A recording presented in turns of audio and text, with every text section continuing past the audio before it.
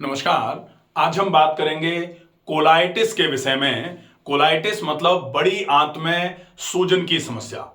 बड़ी आंत में सूजन की समस्या क्यों होती है, इसके लक्षण क्या क्या होते हैं, ये कितने प्रकार की होती है, और अगर ये हो जाए तो इसका घर पर रहते हुए ट्रीटमेंट क्या हो सकता है। मेडिकल साइंस में जो ये कहा जाता है कि कोलाइटिस का पूरा ट्रीटमेंट नहीं है, लगातार लंबे समय तक दवाइयां ही खानी पड़ती हैं, तो क्या प्राकृतिक चिकित्सा में इसको पूरे तरीके से ठीक कर सकते हैं, और अगर ठीक कर सकते हैं तो कौन सी बातों का आपको विशेष ध्यान रखना पड़ेगा। आज हम इस वीडियो में अंत तक इन सारी बातों पर चर्चा करेंगे। प्लीज इस वीडियो को अंत तक जरूर देखें। अगर आपने अभी तक चैनल सब्सक्राइब नहीं किया है तो इस चैनल को सब्सक्राइब जरूर कर लीजिए, ताकि भविष्य में जो भी वीडियोस बनाए जाएंगे उनके नोटिफिकेशन आप तक पहुंचते रहेंगे। कोलाइटिस का मतलब है कोलोन में इन्फ्लेमेशन, और कोलोन का मतलब बड़ी आंत। तो अब हम देखें कि बड़ी आंत, इसका मतलब छोटी आंत भी होती है। तो आंत की बीमारी है ये। अब आंत की बीमारी को बोला जाता है आईबीडी। हम पूरा अच्छे से इस पूरे टॉपिक को ही समझ लें। आईबीडी का मतलब होता है इंफ्लेमेटरी बाउल डिसीज। इंफ्लेमेटरी का मतलब है इन्फ्लेमेशन होगा, बावल का मतलब है आंतें, तो आंतें का मतलब हो जाएगा स्मॉल इंटेस्टाइन और लार्ज इंटेस्टाइन, दोनों में ये प्रॉब्लम होती है। इसलिए ये आईबीडी दो टाइप की होती है, एक होता है क्रॉन्स डिसीज और दूसरी होती है अल्सरेटिव कोलाइटिस। ठीक है, तो आज हम बात करेंगे सिर्फ यहां कोलाइटिस के विषय में, क्रॉन्स हम बाद में देखेंगे। तो कोलाइटिस मतलब होता है बड़ी आंत, आंत में एक छोटी आंत और दूसरा बड़ी आंत। तो आज हम बड़ी आंत के विषय में बात करेंगे। बड़ी आंत का मतलब होता है लार्ज इंटेस्टाइन। लार्ज इंटेस्टाइन, इसी को बोला जाता है कोलोन। कोलोन को ही लार्ज इंटेस्टाइन कहते हैं और इसको बड़ी आंत के नाम से हिंदी में जाना जाता है। जब इस कोलोन पर ये इंफ्लेमेटरी डिजीज आती है, तब फिर इस कोलोन में इंफ्लेमेशन को बोला जाता है कोलाइटिस। कोलाइटिस का मतलब क्या है? Colon plus itis. अब कोलोन का मतलब तो हो गया बड़ी आंत, और आइटिस का मतलब क्या है? आइटिस का मतलब होता है इन्फ्लेमेशन। आइटिस का मतलब इन्फ्लेमेशन, और इन्फ्लेमेशन का क्या मतलब होता है? जहां 5 साइन आपको मिलेंगे, 5 लक्षण जहां आपको देखने को मिलेंगे, उसको बोला जाता है इन्फ्लेमेशन। तो इस इन्फ्लेमेशन में क्या मिलेगा? सूजन, तो बड़ी आंत में सूजन आ जाएगी। कहां सूजन? कोलोन में। दर्द, दर्द कहां? कोलोन में। लालामी, तो अगर कोलोनोस्कोपी होगी तो लालामी भी दिखेगी। इसके साथ में सूजन, दर्द, लालामी, गर्मी और कार्यक्षमता की कमी होना। तो ये पांचों साइन आपको मिलना चालू हो जाएंगे अगर, तो इन पांचों साइन को मिलाकर के बोला जाता है इन्फ्लेमेशन, और इन्फ्लेमेशन को छोटा करके लिखा जाता है आइटिस। इन्फ्लेमेशन को आइटिस के नाम से जाना जाता है, और ये आइटिस जिस शब्द के आगे लग जाती है उस जगह पर ये पांचों साइन आना चालू हो जाते हैं। तो यहां आइटिस किस शब्द के आगे लगी है? कोलोन के आगे, और कोलोन का मतलब बड़ी आंत। तो बड़ी आंत में ये पांचों साइन आना चालू हो जाते हैं, इसको बोला जाता है कोलाइटिस। अब हम देखें कोलोन का एक हम बड़ा सा डायग्राम बनाएंगे। इस तरीके से हमने कोलोन बनाया। ये है बड़ी आंत, बड़ी आंत ऐसे करके ये बड़ी आंत आ गई। ठीक है, अब इसमें ये है असेंडिंग कोलोन, असेंडिंग मतलब ऊपर जाता हुआ। ये है ट्रांसवर्स कोलोन, ये है डिसेंडिंग कोलोन। ये एस बन रहा है इसलिए इसको बोला जाएगा सिग्मोइड कोलोन। और ये है रेक्टम, और रेक्टम के नीचे ये आ जाएगा एनस, गुदा द्वार। ठीक है, तो अब इन कंडीशंस के हिसाब से ये कोलाइटिस 5 विशेष विभागों में विभाजित करी जाती है। और सबसे पहला कोलाइटिस का जो टाइप है वो है रेक्टम पर अगर कोलाइटिस होगी। कोलाइटिस के फीचर्स जब यहां आएंगे रेक्टम के आसपास, तो इसको बोला जाता है प्रोक्टाइटिस। प्रोक्टाइटिस का मतलब है कि ये जो इन्फ्लेमेशन है ये पूरे कोलोन में नहीं है, बड़ी आंत में पूरी में नहीं है, बड़ी आंत के डिस्टल वाले लास्ट वाले पार्ट पर है।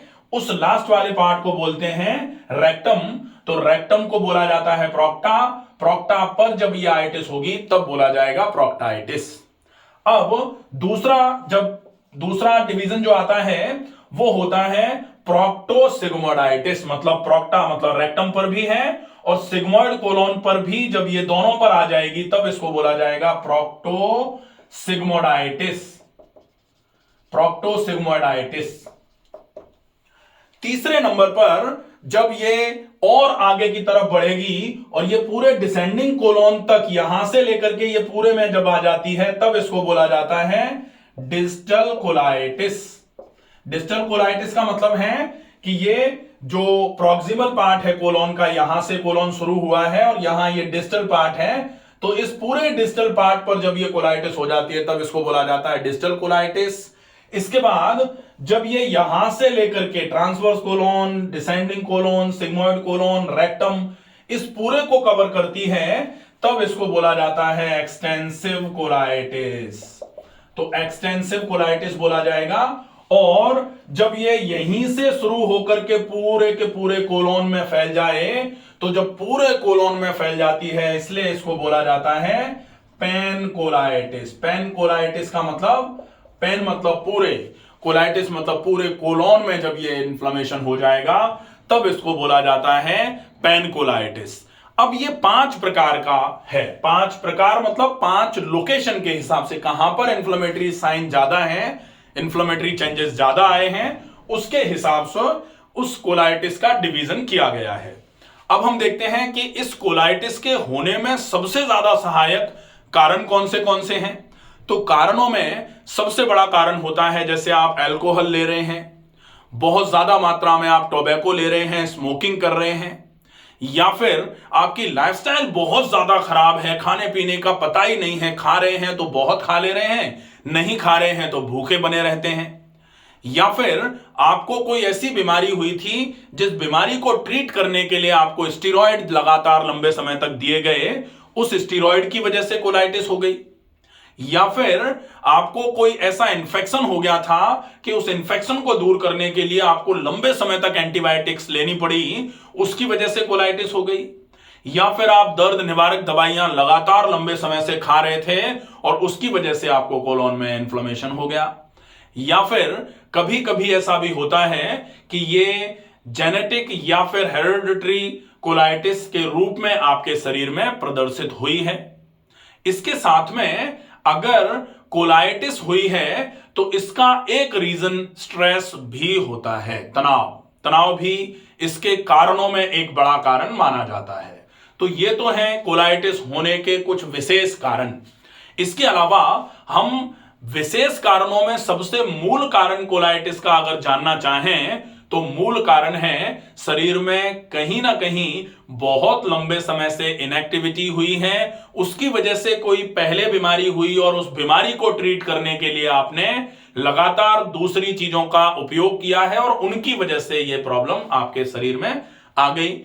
तो इसके लिए बहुत आवश्यकता होती है कि आप अपनी लाइफस्टाइल को बहुत अच्छे तरीके से सुधार दें। अगर लाइफस्टाइल नहीं सुधारेंगे तो इस बीमारी के ठीक होने का कोई चांस नहीं बनता है। और डेफिनेटली अगर आप अपनी लाइफस्टाइल, डाइट, एक्सरसाइजेस, थोड़े से नेचुरल ट्रीटमेंट्स पर फोकस करेंगे तो यह समस्या पूरे तरीके से खत्म हो जाती है। अब हम देखें कि इस समस्या में आपने लक्षण देख लिए, आपके टाइप्स हो गए, कारण हो गए। अब आते हैं हम इस समस्या के ट्रीटमेंट के बारे में। तो ट्रीटमेंट के लिए बहुत आवश्यक होता है कि आप कारणों का निवारण कर देंगे तो इलाज अपने आप होगा। अगर मान लो आप स्मोकिंग करते हैं या फिर अल्कोहल लेते हैं, टोबैको खाते हैं, बहुत तनाव रहता है, या फिर बहुत ज्यादा मात्रा में पेन किलर्स खा रहे हैं, या फिर आपको एंटीबायोटिक्स बार बार लेने की आदत लग गई, थोड़ी सी भी सर्दी जुकाम खांसी हुआ एंटीबायोटिक ले लिया अपन ने, तो वो अगर ऐसी आदतें हैं तो प्लीज इन आदतों को सबसे पहले बदलिए। इनके बदलने से आपको इस समस्या में स्वतः ही बहुत अच्छा आराम मिलना चालू हो जाएगा। इसके साथ साथ आपको अपने आहार की प्रक्रिया पूरी बदल लेनी होगी। आहार में क्या क्या ले सकते हैं? बहुत उबला हुआ, जल्दी पच जाने वाला खाना खाएं, ज्यादा से ज्यादा चबाकर खाया जाए, पानी का उपयोग ज्यादा से ज्यादा किया जाए। कोशिश करें कि आप एक ग्लास को उतना चबा के खाएं कि वो बिल्कुल पानी में कन्वर्ट हो जाए, और पानी को चाय की तरह बहुत धीरे धीरे करके सिप कर करके पिएं। इसके अलावा दूसरी बात जो व्यायाम की होती है, व्यायाम में आप टहलने पर सबसे ज्यादा फोकस करें, और टहलना कितना, कम से कम 40 मिनट से ज्यादा टहलें। टहलते समय मुंह में पानी भर के टहला जाए, बहुत उपयोगी प्रक्रिया रहेगी। इसके साथ अनुलोम विलोम प्राणायाम कम से कम 10 मिनट और दीर्घ श्वसन कम से कम 100 बार सवेरे सवेरे कर लिया जाए, इससे बहुत अच्छा आराम मिलेगा।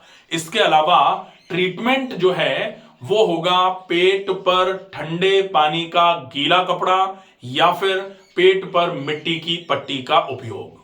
इसके साथ में अगर आपका पेट अच्छे तरीके से साफ नहीं हो पा रहा है पूरा, तो फिर आप इस समस्या में थोड़ा सा ऐसा लैक्सेटिव जो हैं उनका उपयोग कर सकते हैं। लैक्सेटिव में आप आंवले के पानी का या फिर अमलतास के पानी का उपयोग करेंगे, ये पेट की अच्छे तरीके से सफाई कराने में आपकी मदद करेगा। इसके अलावा आपको ज्यादा मात्रा में फलों का उपयोग करना चाहिए, लेकिन ये देख लेना है कि अगर आपको लूज मोशन ज्यादा से ज्यादा हो रहे हैं, ऐसे केस में फिर आपको ऐसे फल खाने हैं जिसमें सॉल्युबल फाइबर्स ज्यादा मात्रा में होते हैं। जैसे केला अगर आप खा रहे हैं तो केले को मैश करके थोड़ा सा दही डाल करके केले को खाया जा सकता है। चीकू जो है, चीकू की स्मूदी बना करके ली जा सकती है। दूध का उपयोग बिल्कुल बंद करना पड़ेगा। मिर्च मसालों का उपयोग बिल्कुल बंद करना पड़ेगा। लाल मिर्च का उपयोग या फिर कढ़ाई में तल करके आई हुई चीजें आपको बिल्कुल पूरे तरीके से छोड़ देनी पड़ेंगी। आप मैदे का उपयोग बिल्कुल भी नहीं कर सकते हैं। शाम का खाना जो है वो 7 बजे के पहले पहले खा करके फ्री हो जाना पड़ेगा, ताकि वो जो खाना आपने खाया है उसका पाचन बहुत अच्छे तरीके से हो सके। अगर आप इतना करते हैं तो निश्चित ही इस कोलाइटिस में आपको बहुत अच्छा आराम मिलना चालू हो जाएगा। अगर आप कोई जो आपका डेली रूटीन है उसमें थोड़ा सुधार कर पाएंगे तो वो और भी अच्छा रहेगा। डेली रूटीन के सुधार में सवेरे जल्दी जागना, रात को सोने का टाइम जो है वो नॉट मोर देन 11, आप रात को 11 बजे के बाद ना जागें, ये बहुत अच्छा रहेगा। कोशिश करें शाम का जो भोजन है वो 7 बजे के पहले पहले हो जाए।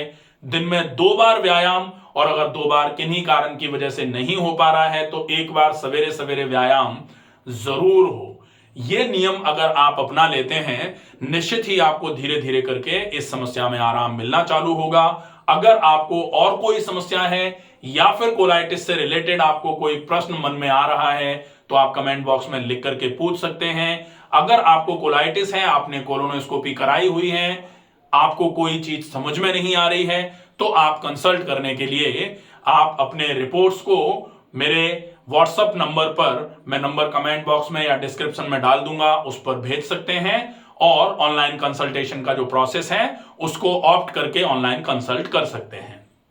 आशा है ये वीडियो आपको पसंद आएगा। ज्यादा से ज्यादा लोगों तक इस वीडियो को शेयर करें। स्वस्थ रहिए, सुरक्षित रहिए। धन्यवाद।